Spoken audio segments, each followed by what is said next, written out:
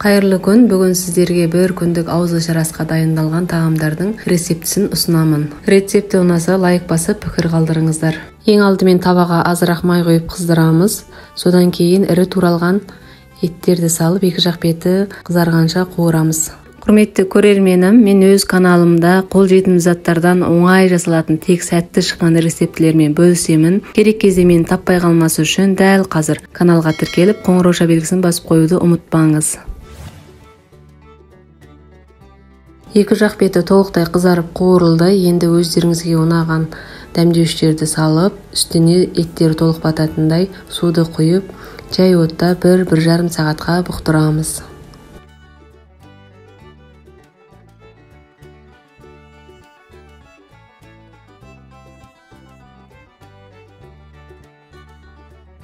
Кайнаган кезде көбүгү бөлүнүп чыгады, оны сүзүп алып тастайбыз.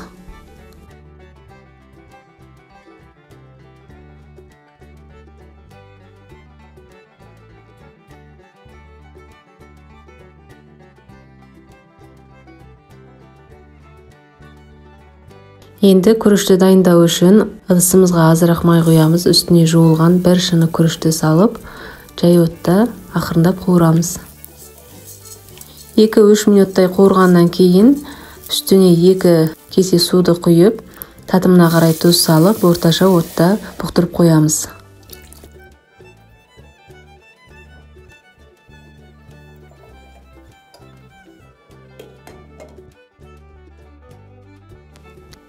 Енді bir пиязды майдалап туурап, казанга азыраак сүйүк май куюп, май кызган кезде пиязды салып, жумсарганча куурамыз.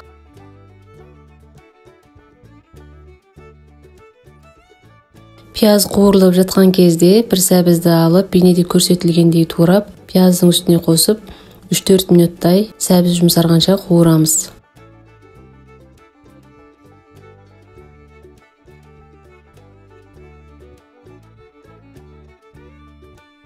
Минеки пияз менен сәбиз абден жумсарып пишти. Осы кезде тууралган кызыл бурчту салып, 2 минуттай куурамыз.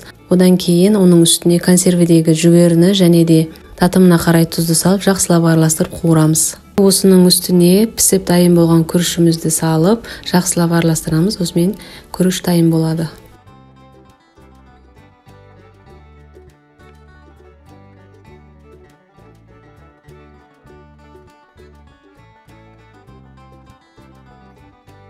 Етті жай отта буктуруп койгоныма 1,5 саат убакыт өттү. Енді керекти көкөнүстөрдү туурап дайындап алдым.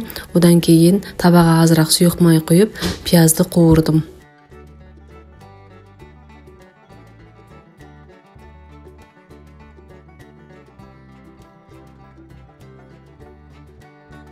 Куурулуп жаткан пияздын үстүнө кызыл жасыл этти бурчту салып, 3-4 минуттай куурдум. 1 чай касык соя туздугун да костум.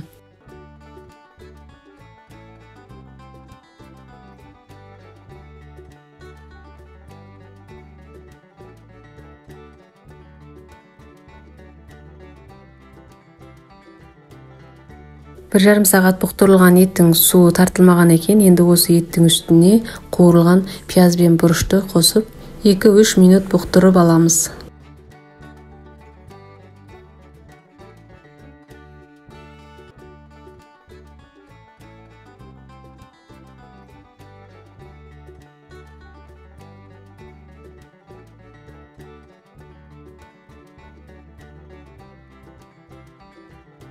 Минеки 2-3 минуттан кийин кызыл жасыл бурчтар пишти, бирок сорпасы әлі де көп. Сондуктан оны коюландыруу максатында 1 ас касык жүгөрү крахмалына 2 ас касык сууду куюп, жакшылап аралаштырып, сорпасынын үстүнө куябыз. Сол кезде сорпасы тартылып, коюланатын болот. Экинчи ыстык тамагыбыз дайын. Енді биринчи ыстык сорпаны дайындоого көчөбүз. 2 ас касык жуулган күрүчтүн үстүнө 1 шыны суук суу куюп, кайнатып аламыз.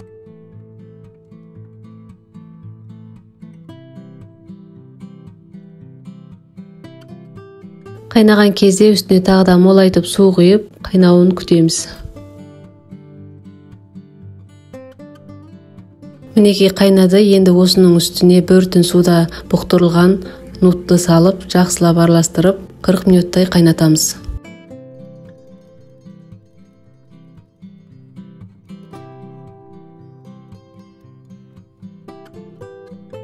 Енді 200 грамм 10% қаймақтың үстіне 1-1,5 қасық лимон қышқылын қосып, егер қатты қышқыл болғанын қаламасаңыз, қоспасаңыз да болады. Осының үстіне 2 ас қасық ұнды қосып жақсылап араластырамыз.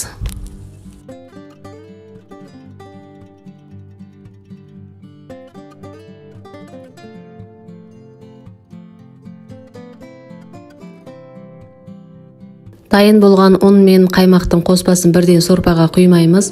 Азырақ сорпаны алып, үстіне құйып, жақсылап араластырып, содан кейін барып қайнап жатқан сорпаға құйып араластырамыз.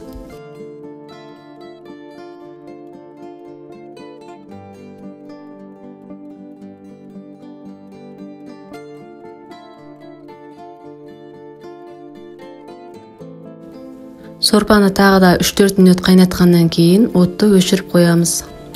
Енді сорпаға қосылатын котлеттерді дайындаймыз. Ол үшін 200 грамм фаршты аламыз және де оған ұсақтап майдалап туралған 1 пиязды қосып, жақсылап араластырамыз. Дәмдеуіштерден тұз бен қарабұрышты қостым. Сіз өзіңізге ұнаған дәмдеуіштерді қоса аласыз. Барлығын жақсылап араластырып, қолымыздың көмегімен кішкентай домалақ котлеттер жасаймыз.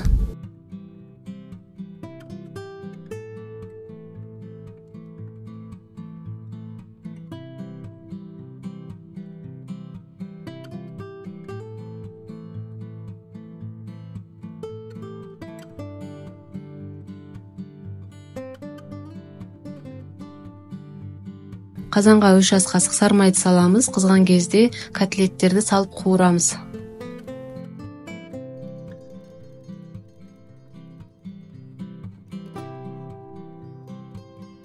Котлеттерді майға салып болғаннан кейін бірден араластырмаңыз, себебі шашырап кетуі мүмкін. Сондықтан майға салған бөлігі қызарып қуырылғаннан кейін барып екінші бөлігіне ауыстырасыз. Толықтай қуырылып болған котлеттердің үстіне 1 чай қасық жалбызды салып жақсылап араластырамыз.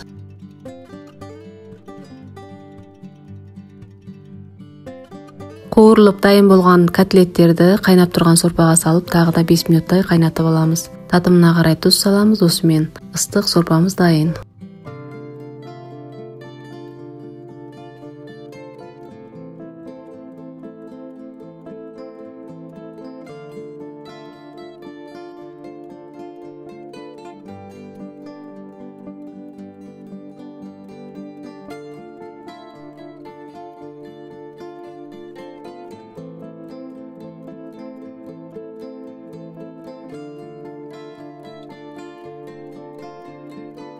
Сорпаның иісі де дәмі де өте керемет. Міндетті түрде жасап көріңіздер, өкінбейсіздер. Мінекей осымен 1 күндік ауызашарға арналған тағамдардың бәрі дайын болды. Міндетті түрде жасап көріңіздер. Өзіме қатты ұнады, сіздерге де ұнайды деп ойлаймын.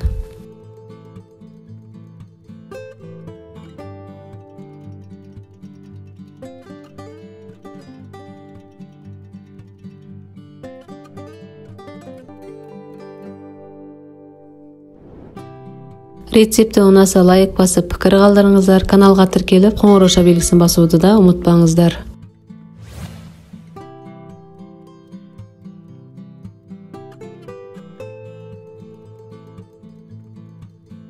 Мен пайдаланған ет өте қатты болатын, бірақ жұмсақ болып пісіп шығыпты. Сіздер де міндетті түрде жасап көріңіздер. Мен үшін бөлген алтын уақыттарыңыз үшін рахмет. Келесі бейнеде жүздескенше аман сау болыңыздар.